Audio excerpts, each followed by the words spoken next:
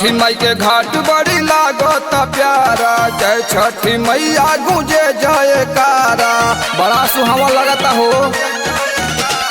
छठी मई के घाट बड़ी लागत प्यारा, जय छठी मैया गूंजे जयकारा, सभे चरनिया के चुमाता, गाना बजा के मौर्या जी के घाटे पर सब कोई झूमाता, गाना बजा के मौर्या जी के घाटे पर सब कोई झूमाता।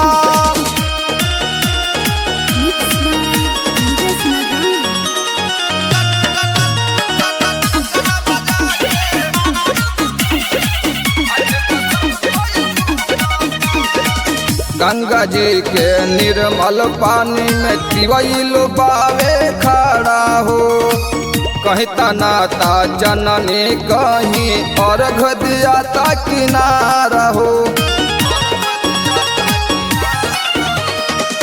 गंगा जी के निर्मल पानी में तिवैल बावे खड़ा हो, कहीं तनाता जननी कहीं अर्घ दियाता किनारा हो।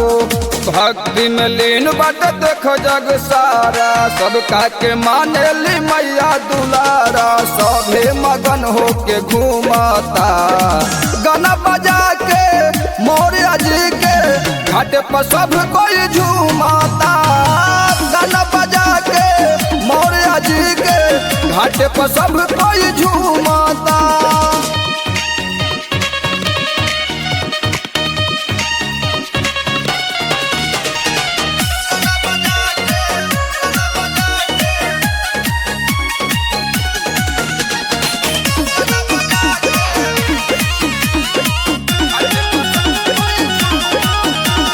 केहू ले आवत बांस के बहंगिया, केहू उठवले बदौरा हो, केहू चढ़ावे ठेकुआ पूरी, केहू पूजतावे पौआ हो।